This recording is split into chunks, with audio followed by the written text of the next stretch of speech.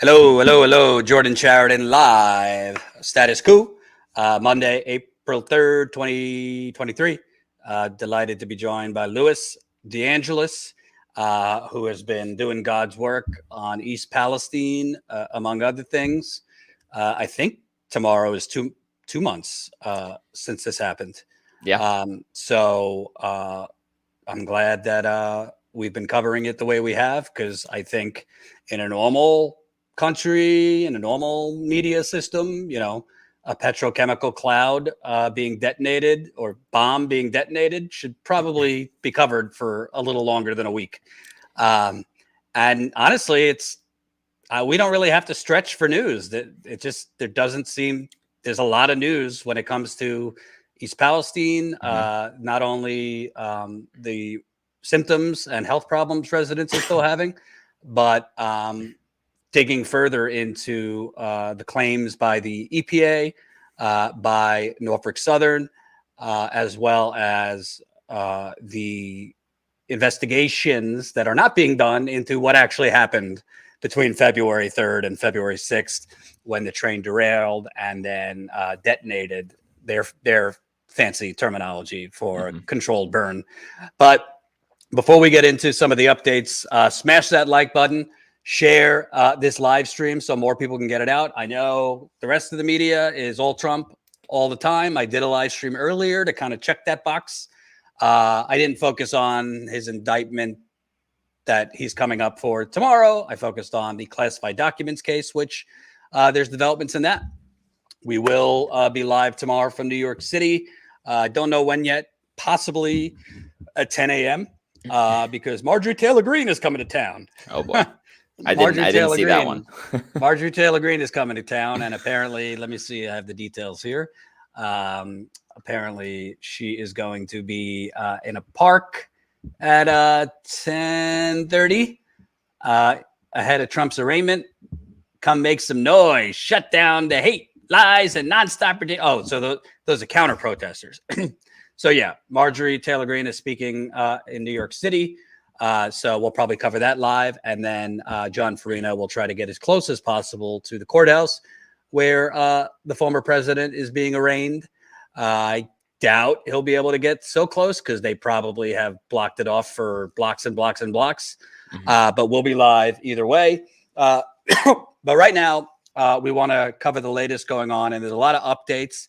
And I think not definitive evidence, but more evidence pointing to the very obvious notion that Norfolk Southern is the entity that decided to detonate 5 cars, not a small town fire chief.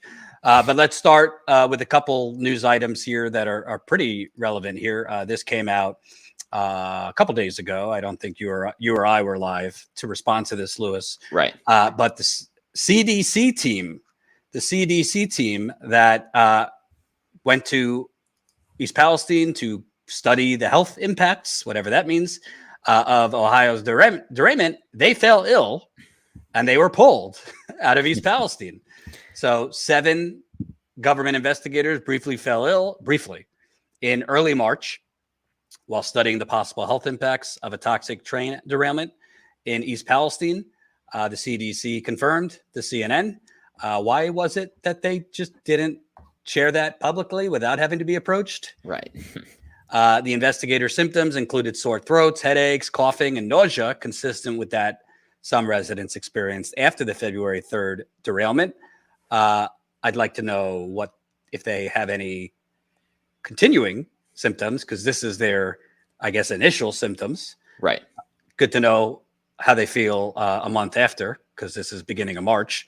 The investigators who experienced symptoms were part of a team conducting a house-to-house survey in an area near the derailment, and they immediately reported their symptoms. So we're not talking at the derailment site. We're talking house-to-house. Quote, symptoms resolved for most team members late the same afternoon, and everyone resumed work on survey data collection within 24 hours. Impacted team members have not reported ongoing health effects. So they felt shitty for 24 hours and then felt fine. It went back to the same houses. I don't That seems Yeah, like I mean, some government spin to me. it doesn't seem right. I mean, it's great first off, at least that we're getting the information that, hey, members of the CDC who were there are reporting basically, a handful of the same symptoms that residents are getting. That does give some of these residents who, unfortunately, I mean, we saw it the other day on Twitter. Jordan and I had a couple people being like, "Oh, like those symptoms aren't real." Like all of these. I want to smack the fucking shit out of those people. Yeah, I mean, it's ridiculous. You've got people who are just like, "Oh no, that like those people are making it up. Like those symptoms aren't real." And that'd be one thing if there was like one person in town making those claims, right? But it is more than half of the town has had more, probably even greater number than that. I'm probably holding back a little bit by saying slightly more than half of the town has had symptoms at some point related to this. So it's nice to actually have the CDC saying, hey, yep, some of our team members did get this. It does add a little bit of backup to the claims that residents are making. Again, I even personally felt some of these firsthand, especially on my last trip there about 2 weeks ago or so at this point, where, got a whiff of some of this stuff near one of the aerators. Bad headache for several hours. I've had several houses that I walked into, eyes watering, all of this sort of stuff. So it is good to see that the CDC kind of admitting that. And then also, though, them saying that when they left town for a while, they started to feel better. That is fairly consistent with a lot of, what residents have experienced. The residents who spent a ton of time in town, like they're sleeping there, like many people, if you live in the town, obviously you would be sleeping there. Those folks, it was taking a little bit longer for them to kind of get back to normal. But if you're just kind of in town for the day and then you kind of leave town, when you leave town and get into cleaner air, your symptoms seem to be going away. So, yeah, I mean, pretty big news though, that they have admitted that at this point that, yep, several of our workers got sick. We also, a couple of weeks ago, saw the rail worker or folks working on the cleanup site had complained about getting sick as well. And that news was broken as well. So, yeah. And let's also get something straight. So now we have CDC workers a month later coming down with symptoms, not at the derailment site, going house to house. Right. We also have railroad workers that were there as part of the initial cleanup. They were having health symptoms, weren't told what chemicals were on the train originally. I believe some firefighters, even though they kind of kept it under wraps, from a couple residents I spoke with who know some firefighters, had some symptoms. So all of these entities have symptoms. The CDC pulled their people initially, yet it's fine for residents to be there. Oh, and we could have an Easter egg hunt on Sunday. I know, Louis, you had updated. I guess the mayor said that's not official that they're doing the Easter egg hunt. Yep. So after the town hall event that I covered last week, and I think we're going to get into some of that again today, because some of those pieces of news were, I mean, pretty huge new pieces of information that we got from that. But in speaking with Jamie Wallace, she just got married last week, but Jamie Koza, for folks who remember before. Lonnie, good to see you in the comments here. By admitting this, it vindicates our community members, vindicates my family, friends, and myself. We've all been sick or continue to be sick. Again, unfortunately, so many people in East Palestine continuing to feel that. So yeah, I totally agree with you, Lonnie. Glad to see that the CDC has kind of made that distinction there that is happening. But so in speaking with Jamie though, after that town hall in the live stream where I broke down each and every bit of that, Jamie told me that in her conversations with the mayor said that the permit is on his desk to be able to have that Easter egg hunt. He has not signed it, and that he will not be signing it unless there are actual test results provided to him that show, the soil in the park is safe, the aerators are gone and everything. So it sure seems like that event is probably not going to happen, but the Park Foundation, which I guess is a separate entity from like the park department on the city council, is kind of interesting dynamic. I need to look a little bit more into that. Was still kind of pushing forward with the promotion for it. But the mayor, at least signaling to Jamie that he very likely wasn't going to sign that permit. All right. Well, at least there's some rational heads in East Palestine. So good on the mayor if that's the case. For those that don't know, they were planning to have an Easter egg hunt, which is, fun for kids and everything, in the Central Park in town that has had temporary dams overflow near it with contaminated water. They have all sorts of equipment and aeration equipment around it that are pumping toxins into the air and soil. So yeah, it was And very. it also been used as like a staging area, essentially with a bunch of dumpster type things. There weren't specifically dumpsters, but they're large containers filled with socks, essentially, that were used in trying to clean the dirty water, essentially the contaminated water in town, all in this park. So Right. So that's the first update, the CDC aspect. You know, if I'm an East Palestine resident, and I'm not, but, you know, we have a couple that watch, more than a couple, actually, I think, I'd be pretty ticked off because we're being told and fed that, you know, the air's fine, the soil's fine, the water's fine. Yeah, we can't really answer you why you feel so sick, but everything's fine. Yet the CDC sure pulled their people quick. And the railroad workers, rightfully so, you know, are advocating for their workers because they were not informed of the toxins that were on that train, given the proper PPE, protective equipment. If it's not fine for the CDC and they're being pulled just going house to house, shouldn't the residents who are forced to live there? And I don't want to hear, oh, well, they're not forced to live there. They could get temporary reimbursement to go to a hotel. We just posted a video Lewis did with a resident from a week or two ago. It's not like easy to just get up and go to a hotel with kids or animals. That's not like a vacation, and it's an inconvenience for most of the residents. It's an inconvenience, and it's very difficult to get a hold of the money to go do it. I'm even still talking with residents today. I mean, in the last 2 days, I've gotten text messages from several residents because I think, again, you said that at the beginning of this, the media has moved on from this story. There is basically nobody talking about East Palestine at all anymore, especially now that the whole Trump indictment and everything is going on with that. So East Palestine is old news, as you know, it seems like when you look at the rest of the media. Again, we're going to continue covering this story, but so I'm getting text messages from residents, though, who are still having a hard time dealing with the assistance center at Norfolk Southern. Again, essentially needing to go and beg and plead with the company that caused all of these issues in the first place to give them money to relocate for just a little bit at a time. You go and you maybe get a week's worth of money to do relocation at a hotel. Unfortunately, a lot of the hotels, there are not hotels literally in town. There are a bunch of small hotels further out and about, but these hotels aren't massive either. So you'll be at the hotel for 4 nights. They're sold out for the 5th night, so you now have to pick up and leave. You go to another hotel, check in over there. You still have your stuff in town. You're running back and forth into town. You work in town. You maybe have pets. It's a nightmare for these people. They're not. This is absolutely not a vacation, as you said. And to be able to just deal with the logistics of needing to sort through all of this stuff while also begging the company that caused all their problems in the first place for money is outrageous, especially at this stage in the game still, that is still the process. Right. So another significant thing came down, I believe, Friday, was the Justice Department has sued Norfolk Southern over the derailment, which, you know, to some people might be like, yay, but to read in between the lines, I don't really know, you know, how big a thing it's going to be in terms of helping people now. Let's take a look.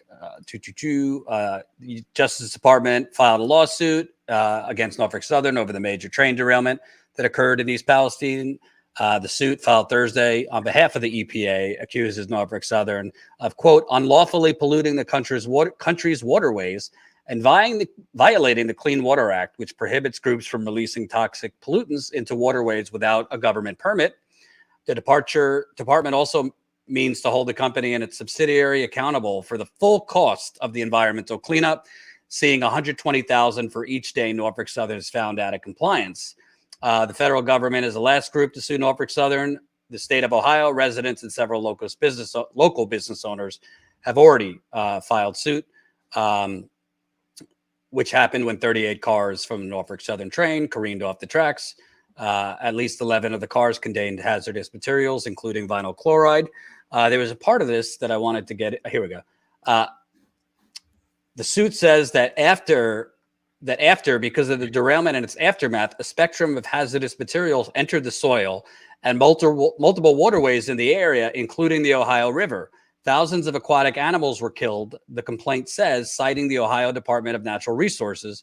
Norfolk Southern has paid more than $24 million in reimbursements and cleanup costs, and the company has vowed to set up funds. Yeah, I'd like to check that number, NPR. Maybe they say they have allocated $24 million. Right. I don't know if that means the people have gotten the $24 million. From what you are hearing and what I'm Mhm. hearing, because I've been getting messages, including over the weekend, from some of the same residents. Yeah, they're not exactly getting that money so quickly.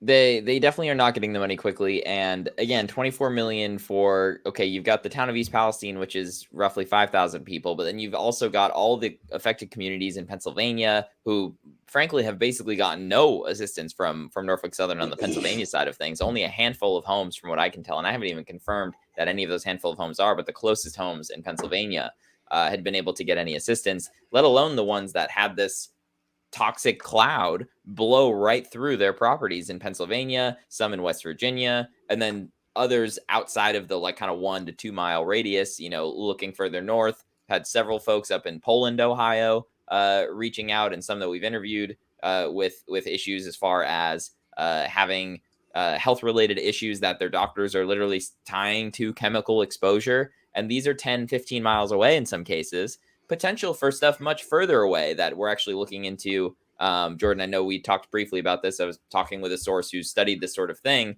and he's actually putting together a bit of this is something that this person has studied for quite a while, did a doctorate program studying the spread of contaminants in the air and how far they can go. And we're actually working on potentially looking at some, like a little bit of a model of seeing how far this sort of stuff can go. So that'll be some stuff that we're looking into going forward. I don't know enough about the details yet now to be able to kind of share any of the steps here live, but that is something we're looking into. So sure, 20 something $million, even if they have already paid that out, still not nearly enough when you look at the amount of people who are affected by this. But to your point, I really doubt that amount of money has actually been paid to residents to date at this point. Right. And remember, smash that like button. 260 people watching, only 109 likes. If you don't like me, do it for Lewis. But the more people that press like, YouTube's algorithm gins it up and all that, so we can get it out to more people. Keep those super chats coming. I'll read them at the end. By the way, we are trying to do potentially three different reporting trips this month, including Lewis getting back to East Palestine, me going to Flint, and me going to Kalamazoo. If you followed us last week, Kalamazoo, not the same thing as East Palestine by any means, but they have a corporation, the graphic packaging, that's been polluting the air with toxic gas to the point where high levels of asthma, people dying. So I want to go to Kalamazoo too. Mm-hmm. So definitely consider signing up as a Status Coup member today to fund these three different stories this month, while everyone else is covering the Donald and the indictment. We'll cover some of that tomorrow, but we're going to be continuing on with this important reporting. But you don't think it's important to weigh in on the 2024 horse race and how many points DeSantis lost after Trump's indictment, and how Nikki Haley's going to come in and save the day? You don't think that's important at this stage of the game? I think it could be a footnote in an hour newscast. Agreed. I don't think it needs to take up the majority of the time when a whole city is slowly dying. No, I don't. The amount of places I saw that was the leading story today. It was driving me a little nuts. Yeah. So what's interesting here, I don't want to misrepresent it. I don't think it's the entire Ohio River. However, this lawsuit that talks about the spectrum of hazardous materials enter the soil and multiple waterways into the area, including the Ohio River. Well, the lawsuit talks about the streams and the creeks, which people don't get their drinking water from directly, but those streams and creeks, Lewis, correct me if I'm wrong, end up into the Ohio River. Yep. The Ohio River ends up into the Mississippi River. Ohio River, I think, is 5 million people get their drinking water from it. Mississippi River, Mississippi River serves how many? Mississippi is the 9th largest river in the world, so probably a shit ton of people. How many people does 18 million people. So I'm not saying it's as simple as 18 million plus 5 or poison. We're not saying that. However, if the streams and the creeks are contaminated and some of that water is going into the Ohio River through what do they call it? Tributaries and other things. I think that the EPA, the state of Ohio EPA, was trying to make it like, no, the drinking water is fine. It's just these non-drinking water sources. Right. Well, the lawsuit says the Ohio River was polluted too. And you can't just like say, well, this part of the Ohio River might have some shit, but it's not the drinking water. Right. Come on. Right. Do the tests, show us, you know what I mean? Like, let's see the actual test results in some of these areas. So, I mean, it's a big step. I'm glad to see that is going forward. Again, it's the sort of thing, we talked about this the other day. It's the sort of thing that, you know, is that going to help residents in East Palestine and in surrounding areas today? No, not at all. You know, the focus, there is no real focus on trying to help these folks today, unfortunately. But in the long run, maybe you start to see something come out of this where there's some sort of justice against Norfolk Southern. I'm not holding my breath for it necessarily, but it's something. I mean, it's better than what they've been doing, which is basically nothing at the federal level.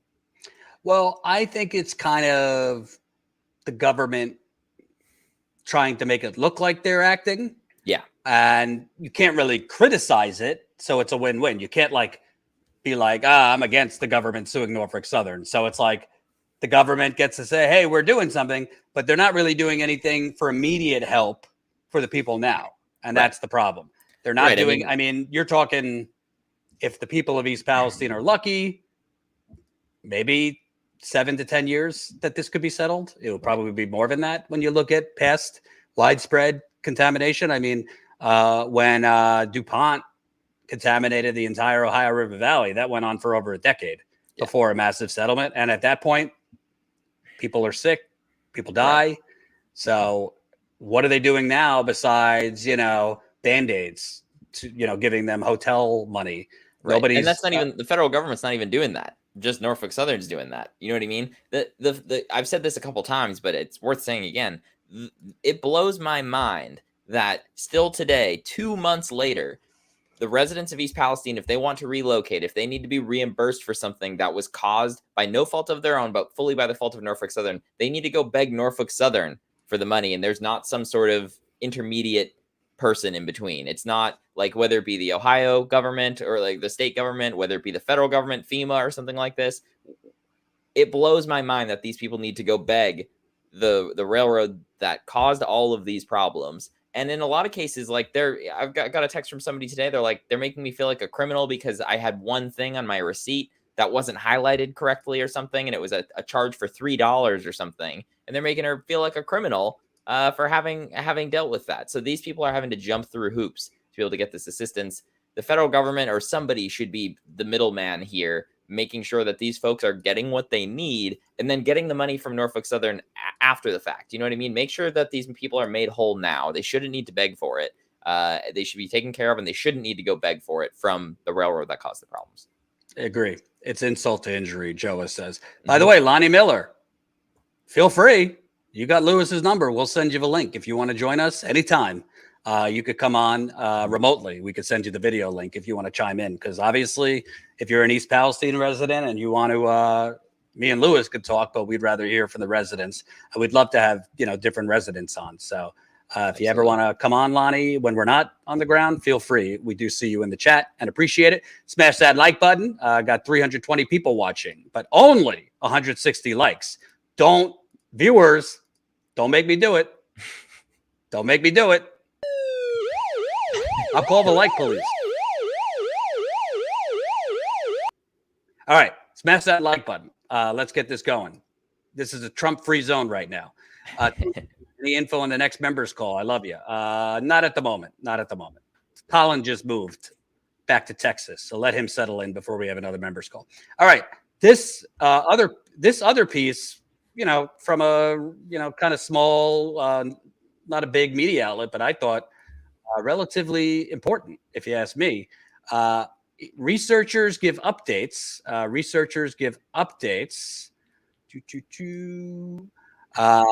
On findings in testing samples in East Palestine, and this would be independent, non-EPA / Norfolk Southern payroll, independent testers. River Valley Organization held a virtual meeting to provide an update on the research being done in East Palestine following the February 3rd derailment. This was yesterday. On Sunday, in Sunday's research update, Andrew Welton from Purdue University He's a engineer professor and has been doing, I think he's done 3 or 4 different trips to East Palestine. Yep, 4 trips, I think, at this point. Different testing of soil, water. Says his team has made 4 trips to East Palestine. They've collected hundreds of samples on well, household waters, creeks, and soil. The team is helping people answer 4 questions. What chemicals should we be looking for? Where do the chemicals go? How do you return infrastructure or homes to safe use? Where are the chemical exposures? And they're screening for a variety of different compounds. So you have the water's pH, VOCs, which are volatile organic compounds, semi-volatile organic compounds, and polyfluoroalkyl substances, that's PFAS, which are the forever chemicals that are unfortunately all over our country and cause cancer, reproductive problems. They found a lot of those in the Ohio River Valley. I covered it in North Carolina in the Cape Fear River. They have them in Michigan. It's everywhere. Total petroleum, hydrocarbons, heavy metals, so lead, iron, zinc, ions, sulfur, phosphorus, etc. Welton says in order to calculate health risks from exposure, agencies should all be testing for the same chemicals, whether it's soil, water, or air. Quote, agencies were not actually aligning what they were testing for, even though they were under a unified command and umbrella, Welton said. We encourage them to start testing for things across the board, and we hope they move in that direction. So I don't know about you, Lewis. When I hear that, I hear a very diplomatic version of this is haphazard. Mm-hmm. Norfolk Southern, they're testing. We don't know what they're actually looking for. Right. EPA versus the state EPA seem to be looking for different things. But there's not one unified testing protocol here. Right. And they need to start testing for things across the board, which to me means they're not testing for every potential contaminant. Yeah, no, for sure. And you know, when I read that as well too, and another element of all of this is like we heard Governor DeWine even when I asked him for, you know, straight up about water testing that was being done, but we've also heard this answer from him and other officials. Oh, we're doing double testing of things. Okay, are you actually double testing for all of the correct things? Are you even testing for the same things so that you can compare the results? So yeah, I mean, when you look at some of the information that Dr. Welton put out with this hearing from last night, or with this meeting from last night, you can clearly see that the same chemicals are not being tested for, like you said, from whether it be the Ohio EPA compared to the regular EPA, compared to some of the other organizations that are involved in testing. I mean, it just seems like everyone was like throwing spaghetti at the wall to see what stuck. That doesn't seem like the way to deal with this when you know what chemicals were on board with the train. You know, within a period of time after you can consult with some of the experts, you know what the byproducts of those chemicals are going to be after you set them on fire. And at that point, it should be, okay, let's all get together. These are the things that could potentially have been created here. Let's test for everything on this list, A through Z. And everyone go out, test with your different instruments, keep track of what all of these things are, and we can compare results. I'm not an expert on doing this sort of thing, but like, I mean, if this is what you were tasked to do for your job, you would think that would have been right from the get-go exactly what you're supposed to be doing. It clearly was not the case that was what was happening. It seemed like everyone showed up. It was chaotic. There was no real, folks who had the right experience at the top of this. Maybe I don't know if that's part of it, but if that's the case, like, let's put the people who know what they're doing at the top of the ladder here to make these decisions. So yeah, I mean, we wonder why people don't trust the results that came in. It's because everyone was testing for all sorts of different things, and as a result, the answers were really unclear for a really long time. Absolutely. And keep those super chats coming. I'll read them at the end. There was another part of this that I found interesting. Wilton says he spoke to homeowners who had tests done. To his knowledge, Norfolk Southern has not made any testing data publicly available. Wonder why. It's unclear exactly what Norfolk Southern is looking for, if they found the same list, if they're looking for other chemicals. Welton says they continue their research on those who have been affected. He wants to know where the plume of chemicals traveled. Quote, we need an atmospheric model to show where the plume went, where the materials deposited. from there, you could overlay that with geography and find out, is that within the 20-mile radius? I think this is extremely important. I mean, full disclosure, and maybe this person is watching.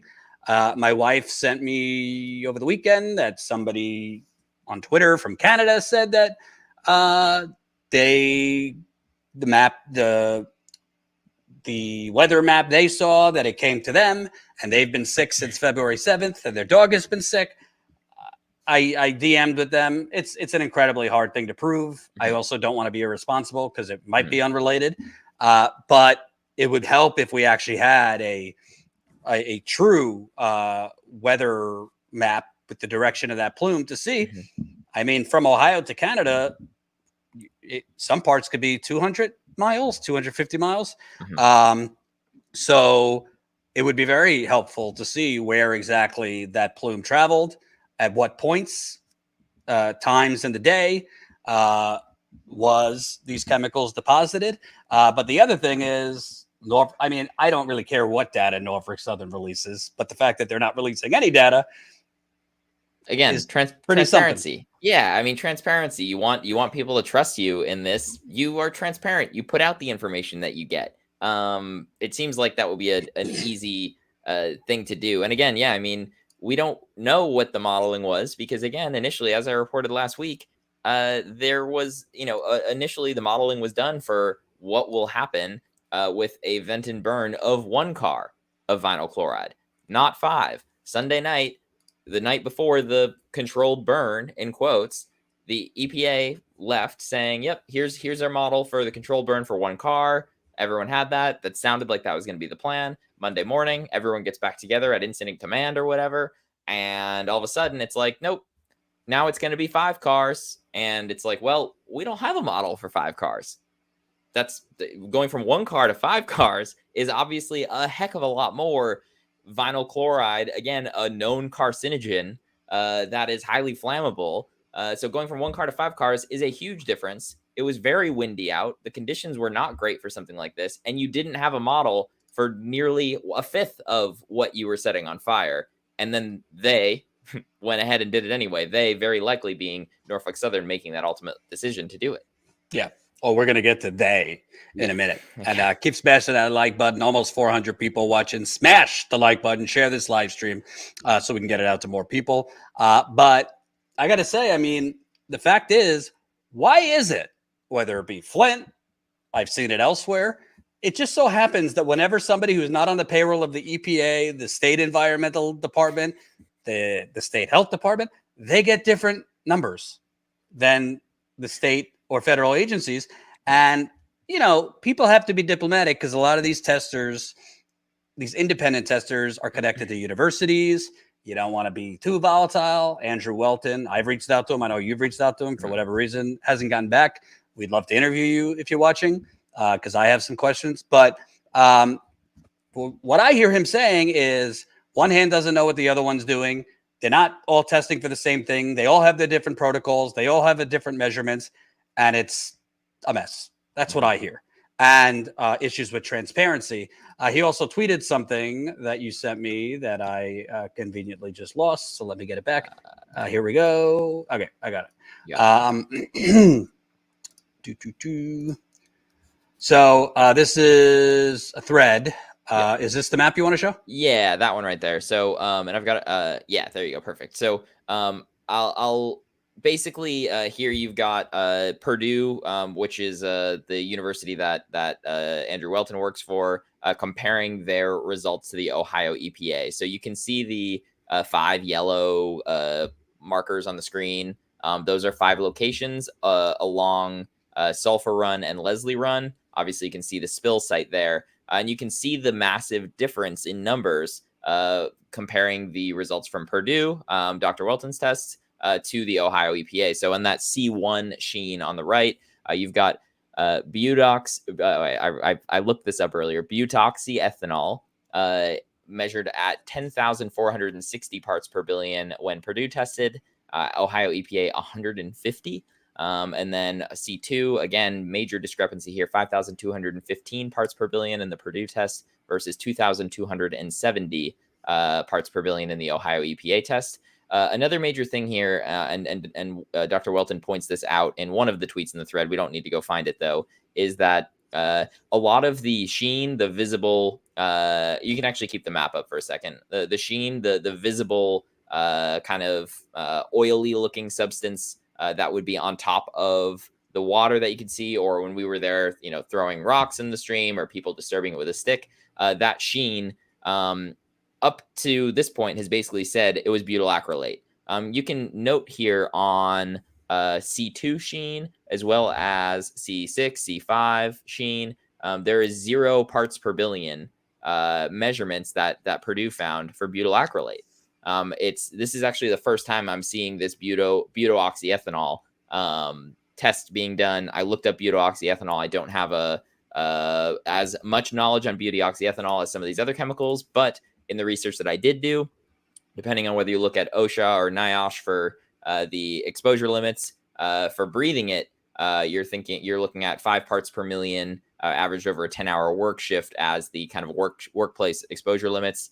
These are parts per billion. These are also in the water. But as we've seen with a lot of these tests, with a lot of these creeks, you've got the aeration going on. So Jordan, if you don't mind zooming out just a little bit one more time here, I'm going to point out a couple spots on the map here. So basically between C3 and C4 on the river up there, on Sulphur Run, there are water aeration devices right in town, right there. So between C3 and C4, you've got buto-oxyethanol 4,455 for C3. For C4, you've got it at 520 parts per billion. So there is this chemical in the water. It's being sprayed in the air through these aeration devices, and that is the area that I actually got the worst kind of smell of everything. And again, there's other chemicals in the water in this area too, which led me to having a headache for a couple hours, sore throat, all sorts of things. Also, along Sulphur Run here, we've talked to Chrissy. Chrissy has Sulphur Run running in her backyard with all of these chemicals in it. So, I mean, it's clear there that there are all sorts of chemicals being found. One potentially, we don't know for sure if buto-oxyethanol buto-oxyethanol, it is a known carcinogen in animals. It has not been tested necessarily in humans. I haven't found anything that necessarily says it, but in animals, it has been known to potentially cause cancer. It also causes a list of symptoms. Let me tell you something. That's a bullshit. That's a bullshit thing that a lot of governments and people say. Mm-hmm. Well, it does bad things to animals, but it's never been tested in humans. If it's causing it in animals, it's It's probably not good for humans if it's mowing down animals. Mm-hmm. But in English, everything you explained, mm-hmm. unless he's using far different equipment, and I'm pretty sure the EPA has better equipment than him, or better access, shall I say, they shouldn't be getting that big of a difference. No, I mean, some of those, when you're looking at 10,000 parts per billion versus, I think one of them was near 5,000 parts per billion. I mean, that's a big discrepancy in anything. I mean, I don't know how you explain that. And what does that tell us about the rest of the testing that's been done? If these guys are getting that, like a lot of those aren't even close on the testing numbers. If those tests are coming back that sporadic, what the heck are the other tests being done? Are those coming back that sporadic? Are any of these devices actually like the right thing to be being used for this? It raises a whole lot more questions for me rather than answers, unfortunately. And by the way, we covered this last week, but at least 2 soil samples that came back from Indiana had 700 parts per million, I think it was, where the threshold in Ohio for a cleanup is 1,000, but it was at 700. However, California's level would be like 100. 700, even though technically it's not at the action level that the state EPA sets, is still a high level of dioxins. And in other states that have tighter regulation would require immediate environmental action. So they did find concerning levels of dioxins in at only 2 samples. Right. So if you take more samples.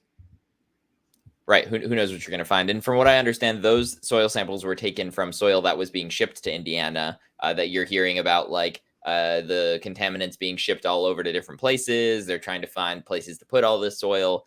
So those are soil samples from that area. And I'll say too, I forget the specific numbers as well, but even when you look at the US EPA numbers from 2010, in 2010, the US EPA said that level of dioxin, that was significantly higher than the level of dioxin that was known to cause cancer in humans. So it's definitely concerning. And again, that was, that kind of came out as we were talking about this whole Easter egg hunt thing, is like, really? Like, you've got these tests saying that there's dioxin in the soil. Granted, it's not a test right in the park. The park isn't immediately next to the derailment site or anything like that. But let's make sure that those samples in the park are all good before you start to even think about something like that. Let's just listen to the residents. Mm-hmm. Nicole, I was back in town for the first time in days, an instant headache, burning lips, eyes, throat. I had to check on my house and couldn't stay but a few minutes. And you wonder why we're covering this as much as we are 2 months later.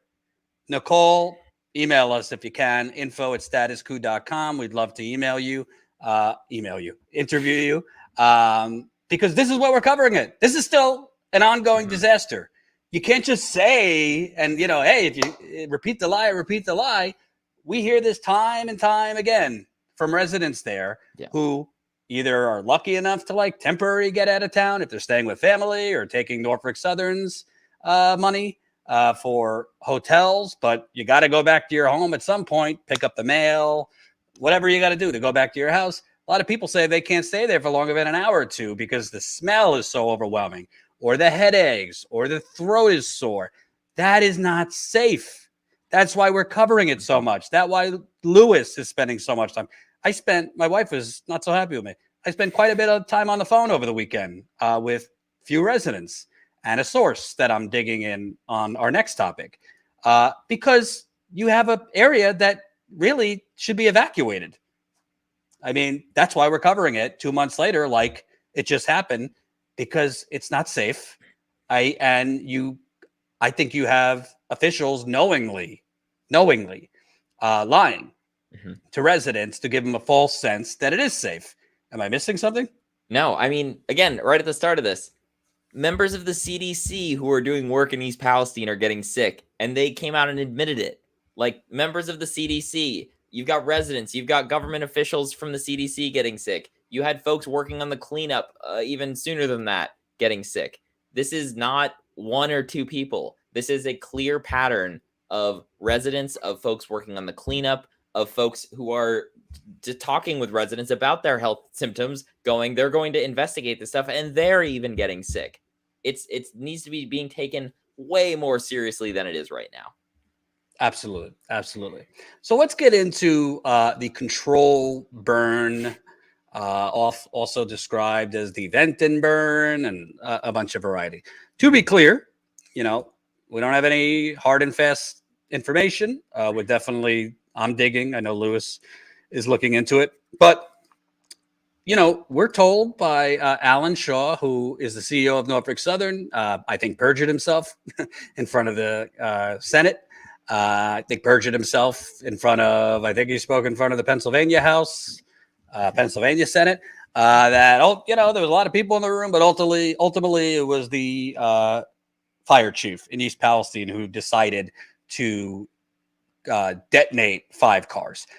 To be clear, fire chiefs, they know the basics, but they're not like PhDs in chemistry. Right. A fire chief does not know everything about vinyl chloride, other contaminants that were on those cars, what happens when you combust these things. So it really defies logic that a fire chief would be given the autonomy to decide this. Maybe he was in the room. I'm sure he was in the room. Yeah. But we covered, I don't think you and I were on together, but you might have covered this. Mm-hmm. We covered the EPA came to a mini town hall last week.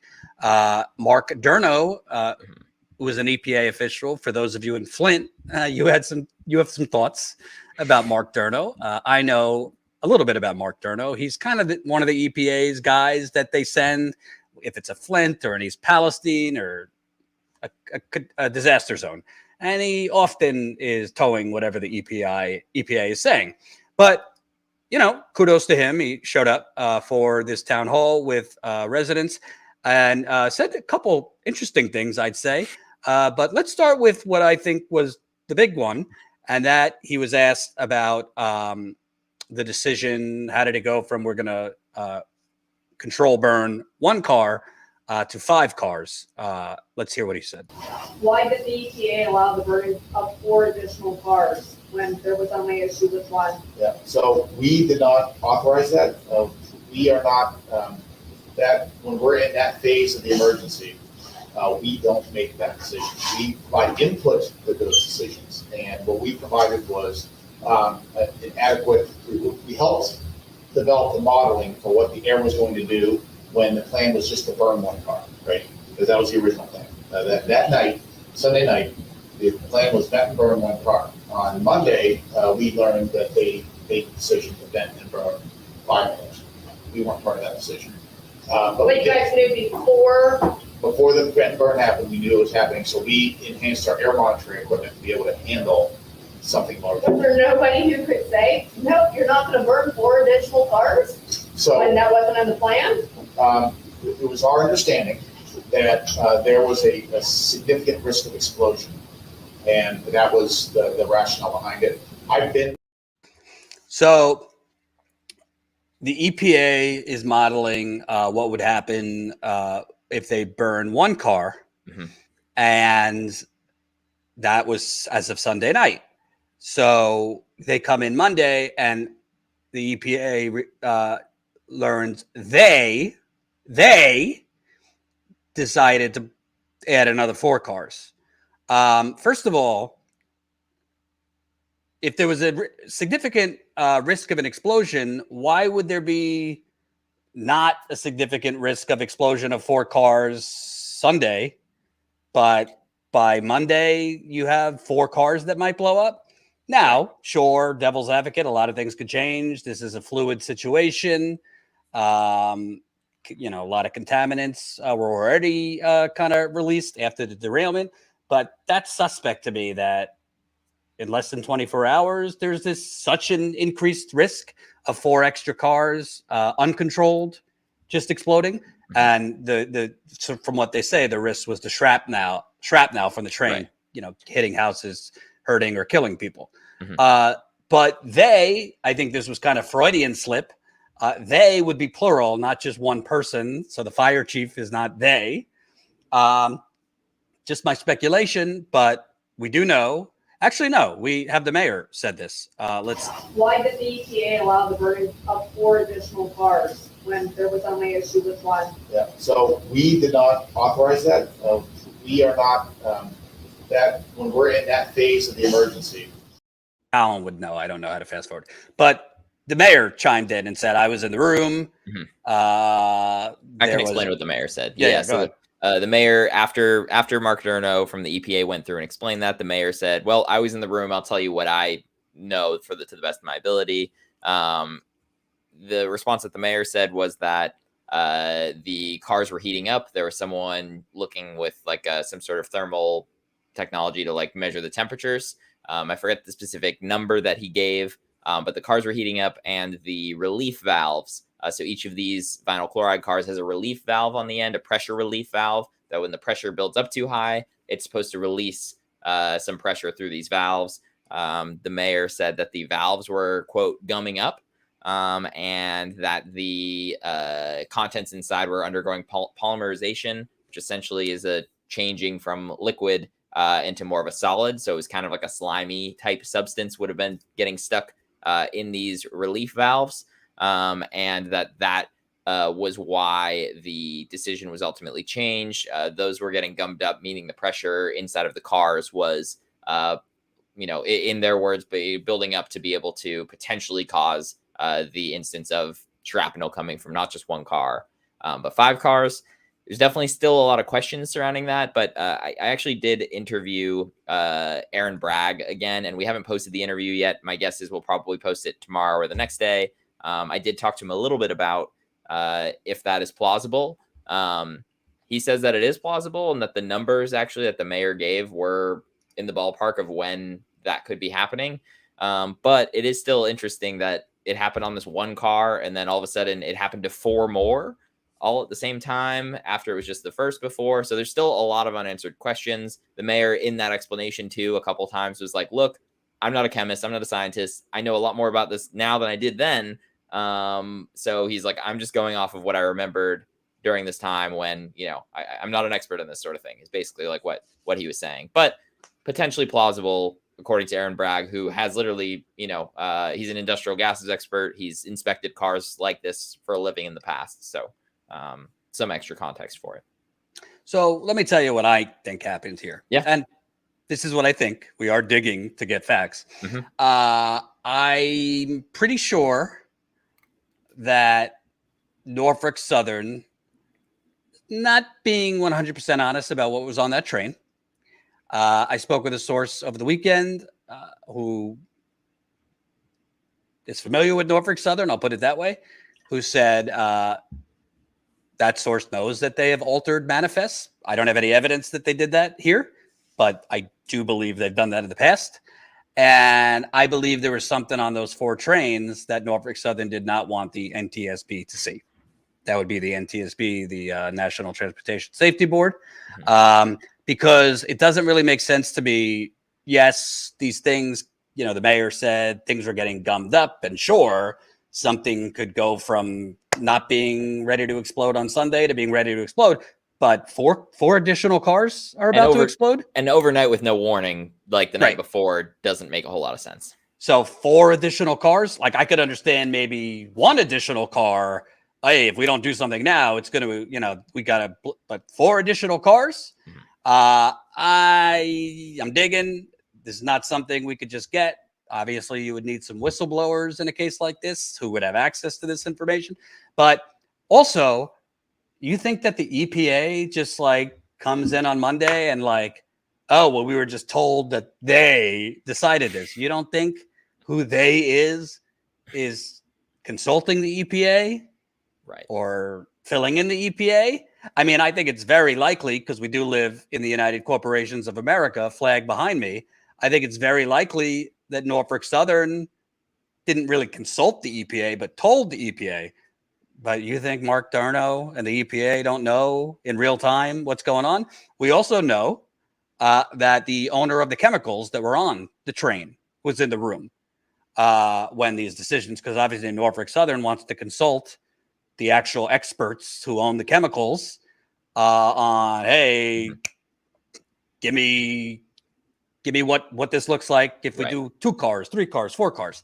But that was new information too. That was the mayor said that, and everyone in the room was kind of like, what? And he was like, yeah, they were there. I don't know why no one's saying they weren't there, but they were there. So we know that they're lying. We know that Norfolk Southern is lying. Mm-hmm. So I think let's do away. Oh, this was a small town fire chief.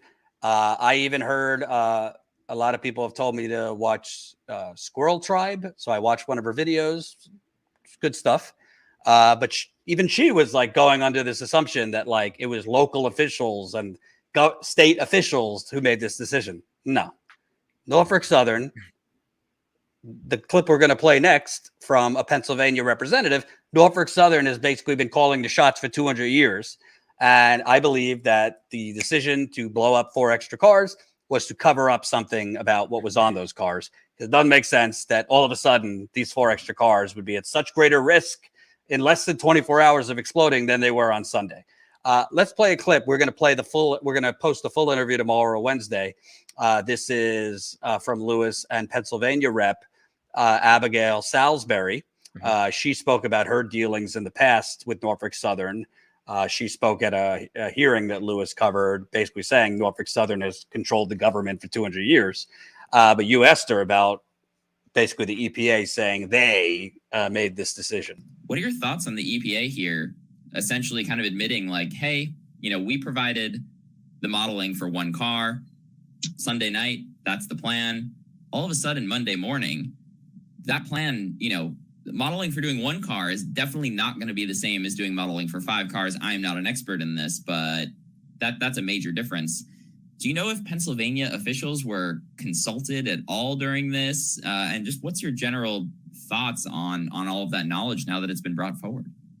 So when we were in that hearing that you were at in Darlington, that's the first time I really fully understood that all of the government recommendations had been fully ignored. I had been under the misapprehension that people work together, that Norfolk Southern and Ohio and Pennsylvania and perhaps federal resources, since it's an interstate issue, had all been working together, and they decided this is what we're going to do. And it was revealed in that hearing that that's not what happened at all. That what was allowed to happen was just Norfolk Southern made the decision. So based on the modeling that was done, it sounded, I did a certificate program at the University of Pittsburgh in emergency management years ago. And, we learn about how all the incident command structure works and how everyone is supposed to work together. And none of that seems to have been applied to this decision. It sounds like all of the incident command structures cooperated. You heard in that hearing about how people got up in the middle of the night in Ohio, talked to Pennsylvania, and there were feds involved and everything was cooperating. And then essentially it sounded as if they walked up to the railroad and the railroad just said, no, we're just going to do our own thing. Right. And they said, okay. And that's what it seems to me too. And I mean, in that quote that I read too, there's a specific line where it says, on Monday, we learned that they had made the decision to vent and burn 5 cars. And we actually reached out to the EPA about a week ago at this point. Unsurprising, we have not received a response to the question on that, trying to get some clarification of who is the they that you're talking about. And it seems to me like the they in that decision is kind of exactly what you're saying. And correct me if I'm wrong, I don't want to put words in your mouth, is that Norfolk Southern was something changed there with Norfolk Southern on Sunday night. And that decision was made. I don't know for sure. I don't know unless you've got some breaking news. I don't know that you can know for sure. But that's essentially what. And I haven't received any change to the information that we were given during that hearing. Sometimes we'll have a policy hearing and then something will change. So that has not. I haven't received any information since we were at that Darlington train hearing that would say anything to the contrary. But from what I was told by the Department of Health, by the Department of Agriculture, by Pennsylvania's EPA, Norfolk Southern made that call. Yeah, I mean, and I saw a couple of folks in the comments asking too that we'll make sure that interview is posted in the next couple of days. That's Pennsylvania State Representative Abigail Salisbury. She's District 34, which is she represents an area just to the east of Pittsburgh. She asked a lot of good questions at the hearing in Darlington that I was actually at. And there's a couple of folks in the comments too who I think probably are aware of her based on some of the comments there. So that was an interesting conversation that we'll make sure gets posted in the next couple of days. I think it's interesting that she's saying everything they've been told on the Pennsylvania side is Norfolk Southern made the decision. And why that's important, obviously it doesn't help residents now who need more than reimbursements. They need medical bills paid, full throttle testing of everything. If they want to move Norfolk Southern to buy their property and pay for their moving expenses, pay off their mortgage. But legally speaking, it's a whole nother level of liability if you could prove that it was Norfolk Southern's decision to detonate these cars. Yeah. Because I'm not an expert. You're not an expert. I'm not convinced it was completely necessary. Maybe one of them. I'm not convinced it was completely necessary to burn all of them. And I'm also not convinced all 5 of these cars were vinyl chloride. That's just my thoughts. Yeah, I mean, we'll find out more. I mean, I'm definitely interested in trying to dig more into this as well. I know you're chatting with your source too. So, I mean, we'll see. It wouldn't surprise me. I think we need to continue to ask some of these questions because, again, this doesn't feel right at this point. Again, you've got folks still, again, even the CDC, again, admitting they're still getting sick. All of these people still getting sick. They're digging up soil. We're getting test results that are all over the map when we looked at the ones comparing the EPA testing to the Purdue testing in the same spot, getting results that are wildly off. 5,000 parts per billion versus 10,000 parts per billion. Those are not even close. And it's not just one spot. It's multiple spots where they're doing this. So we're getting new information, but it's unfortunately the further you dig into it, the more questions you get. yeah, it wouldn't surprise me to find out that there might have been something else on that train. Absolutely. Yeah, I mean, we're going to stay on this, but basically, we're kind of at a holding pattern now because we're basically just getting, press conferences from the governor who's just reciting, hey, we've removed X amount of soil, and they use big numbers. They made a big to do out of the fact that they found aquatic life and living fish, I guess, down the creek, down the stream, Salamander. which is good. Yeah, salamander.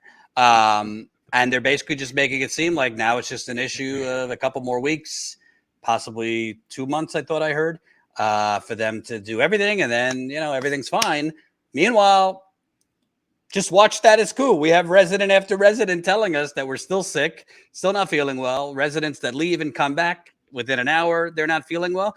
That's why I'm also saying I don't believe that they're sharing all the details of every chemical on that train. I don't think we fully know, not just every chemical that was on that train, because if you don't know every chemical that's on that train, then you don't know everything that could be produced from combustion of chemicals. Because the symptoms that people are having, it's like what Bob Bocack, who's Erin Brockovich's partner, and he's a water expert, he said they're basically being recontaminated every day. That's why we continue to cover this as if it's like a crisis happening anew. Because with weather, with the aeration machines, Lewis has shown some of this while he's been there 2 different trips. They're pumping this shit back into the air from pumping it out of the water into the air, which then goes into the soil. So, and it still reeks when they're doing this. I mean, they're pumping it into the air in downtown East Palestine. There are aerators in downtown East Palestine blowing this stuff from the creek that is still contaminated into the air. Businesses, homes, all right nearby, and not like a warning sign of like, don't stand right here. There's signs that say keep out of the creeks, but like they're blowing this stuff up in the air in town near homes and then wondering why people are getting sick. It's not rocket science. Again, you don't need to be an expert. You don't need to see the tests to know what your body is telling you. And these residents have seen it. Now members of the CDC have seen it.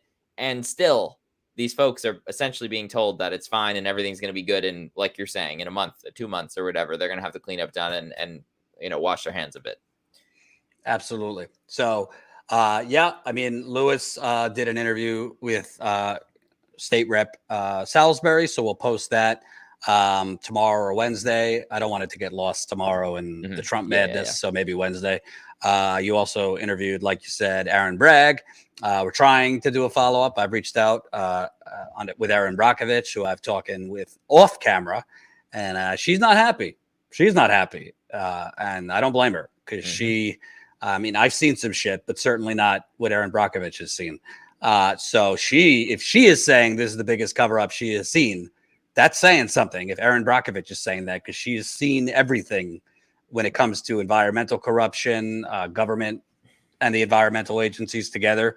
But at the end of the day, all the fancy words and terminology, I still don't think we have the full truth of what happened between February 3rd and the 6th.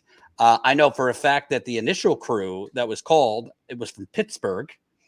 This is a crew that is called when trains derail to react to that. And they were not told originally that this was a hazmat situation. They were just told that like normal train derailment. So I'm trying to get a hold of one of the people from there. But as with all these types of stories, you have people that know stuff, but it's not so simple to come out publicly because you could lose your career. There's safety concerns when you're dealing with a company like Norfolk Southern and their allies. So, we're working on things behind the scenes, trying to get connected to different sources, and we'll continue on. Is there anything else I'm forgetting as far as updates on this? No, I mean, I think we're basically up to speed. Again, unfortunately, more questions than answers on some of this stuff, but yeah, I think we're close on breaking ground in a couple new areas. Definitely looking forward to kind of continue digging into the story. I think that's it. And for everybody watching, let me give you the public service announcement for tomorrow. So obviously, Donald Trump is coming up to I think he's already up in New York. He's going to sleep in his silk bed in not Mar-a-Lago, Trump Plaza. I believe he's supposed to be arraigned around 2 p.m. They could be saying that and sneak him in earlier. Who knows? John Farina, who got the footage for us from January 6th of the police officer's head rammed into the door. He will be there for us tomorrow. It's kind of fluid right now. We don't exactly know. There's going to be pro-Trump people in New York City, obviously. There will be counter-protesters. It could be huge and chaotic. It could be a snooze. And it could also be difficult for any, hopefully difficult for any violence to happen, because the NYPD and authorities have had 5 days to set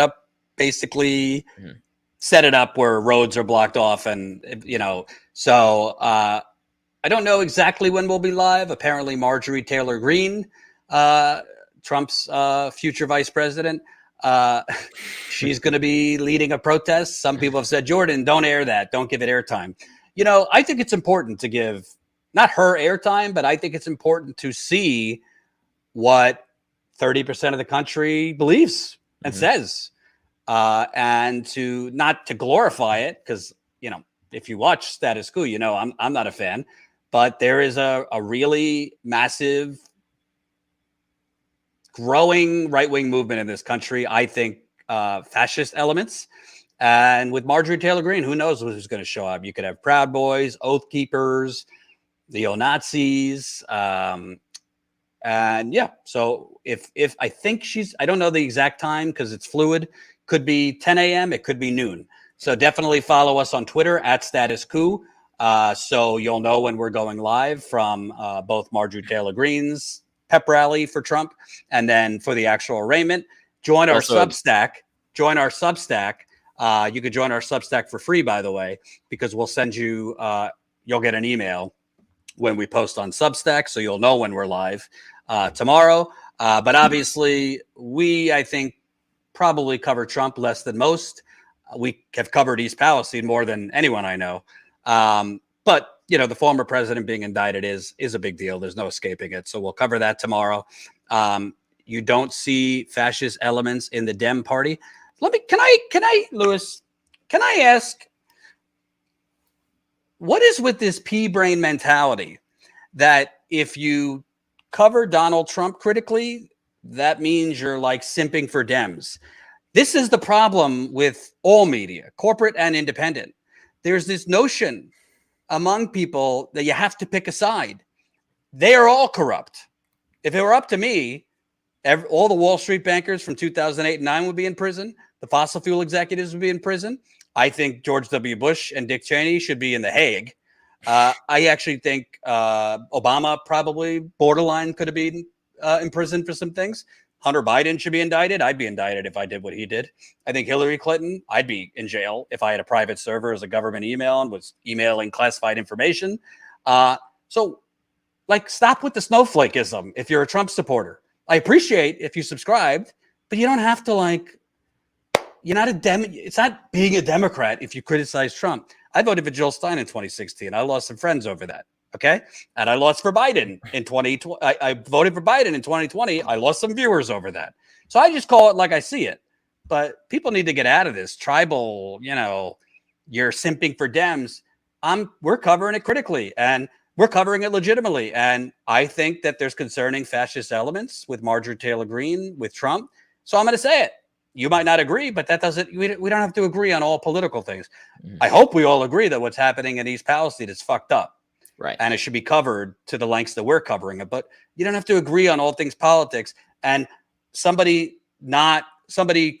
journalist criticizing Trump or Marjorie Taylor Greene or Republicans doesn't mean you're for Democrats. Because if you go through the archives of this channel, hell, I think I cover Democrats more critically than I do Republicans. I was going to say, if you watch Status Coup, I think we definitely say worse things about the Democrats most of the time, or cover the Democrats more critically than we do any of the Republicans for the most part. Even just going through what we're focusing on, I feel like it's criticism of the Democratic Party and the Democratic establishment. Look at last summer. We spent months covering the Democrats flailing on Roe versus Wade, acting surprised. We had, we were covering that in 4 different places across the country, basically, as it was happening on the ground, talking to voters and asking them, like, whose fault is this? And a lot of them saying, Republicans have been saying that they were going to overturn Roe versus Wade for years. Why are the Democrats acting surprised that it happened? Why didn't they try to pass legislation on this when they had the opportunity in, time X, Y, and Z, and still aren't even, when was the last time you heard a Democrat talking about even trying to do something about that? Granted, now you don't have the House of Representatives, but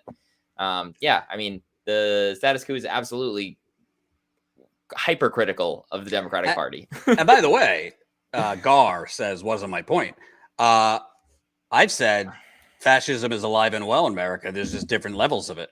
I think Standing Rock was fascism, and Obama let that happen. I think Biden basically allowing the police to go on executing black men who are unarmed is fascism. I think what's going on down in Cop City, which the Democrats are silent as a mouse, where protesters are being charged with domestic terrorism for like having flares on them or running from police, being charged with domestic terrorism. An environmental protester was shot by police who it seems have lied, said that the protester shot at them, even though there's no evidence of that. And an independent autopsy showed that the protester had both hands up. I think that's fascism, and that's happening. Two Democratic senators. Biden won Georgia. So there's plenty of fascism to go around, but there's different types of fascism. You have corporate fascism. You have white supremacist type fascism. So everybody calm down. Everybody calm down. All right. Everybody make sure you follow Lewis on his Twitter, at Lewis D. Actually, you have like a third AOL level. At Lewis D217. Actually, Yeah. I looked. I almost did it. At Lewis DeAngelis is not available. It's gone. So if you know the and like make it status variations Lou. are weird. I could go Status for that. Lou. We'll see. All right. All right. So remember, definitely follow us on Substack. That's statuscoup.substack.com. So you'll know when we're going live tomorrow. Let me read some super chats. I'll say too, before you get into the super chats, if you're watching and you're not subscribed already, press the subscribe button down below. That's an easy, free way you can support us. Press the bell for notifications. If you don't check your email, you'll get a notification if you press that bell for when we're going live for stuff tomorrow with John Farina on the ground in New York and elsewhere. That's right. Ethan, $5. Pitchforks and torches don't happen here because we are an individualist society lacking class consciousness. Yes and no. I think if we had healthcare as a society, we might be closer to pitchforks and torches. Look at France. Hell, they're burning down buildings for the retirement age being raised by 2 years. Good for them. But they have healthcare and other benefits as citizens, so they have more of a safety net for them to go out and protest. A lot of people are deathly afraid of being late to work by a minute for lack of losing their job and healthcare. But class consciousness in this country, I agree with you. RMPP, 50 euros, super sticker. Thank you so much, RMPP.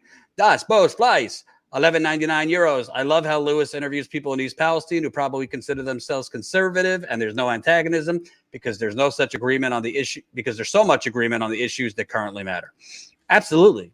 I think I'm glad to see, at least on some things, that people who disagree on so many other things agree that this is messed up.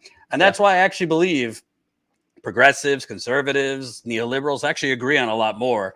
It's partisan media that really elevates and distorts the disagreements, mostly through cultural issues and distractions and stupidity like Hunter Biden and distractions.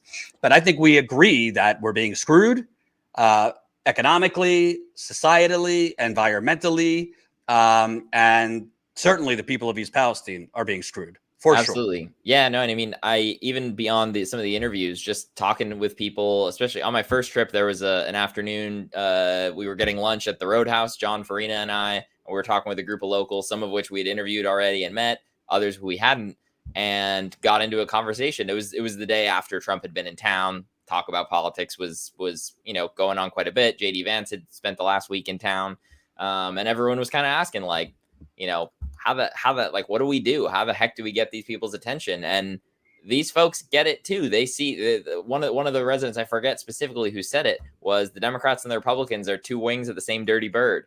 They're not gonna, and like they said it, I was like, you're exactly right. and they went into how they're both bought and paid for by the big banks, by the railroads and all this stuff. So they see the same issues, whether they're, a lot of these folks are more conservative. This is a town that was excited to see Trump come into town. All good, whatever. We don't have to agree on that to agree that something needs to be done to prevent these sorts of things from happening again in the future. And something also needs to be done to help these residents now. You don't need to be a Democrat or a Republican or whatever other party or whatever affiliation you want to align on to agree on those couple things. But even beyond that, like you're saying, there's a whole lot more that people can agree on that frankly everyone likes to skip past and ignore and get to the things that everyone disagrees on. Absolutely. All right, I got to go. Actually, in a half hour, I'll be a guest on Generational Change with Peter Hager and Jen Perlman. So that's Generational Change, JENN, Erational Change. So I'll see you at 7 o'clock. If you guys want to catch me there, I think I'll be talking about East Palestine and some other things. And I got to go walk my dog now. Thank you for watching. Thanks, Lewis. We are still investigating some things, so definitely subscribe to our Substack because Lewis has dropped some investigative reports last week, and we might do some more this week. That's statuscoup.substack.com. And for the love of God, if there is one, sign up as a Status Coup member, statuscoup.com/join. Become a member for as low as $5 to $10 a month. statuscoup.com/join. Hey, we want to send Lewis back to East Palestine this month. We want to send me to Flint and Kalamazoo. Money's not growing out of our behinds. We need you. So if you got $5 to $10 a month, that's statuscoup.com/join. Become a member for $5 to $10 a month. Thank you, thank you, thank you. And we will talk to you tomorrow. Oh, reminder. We'll be live, I think, around 10:30, 11 a.m. But Substack, we'll let you know for sure. Bye-bye.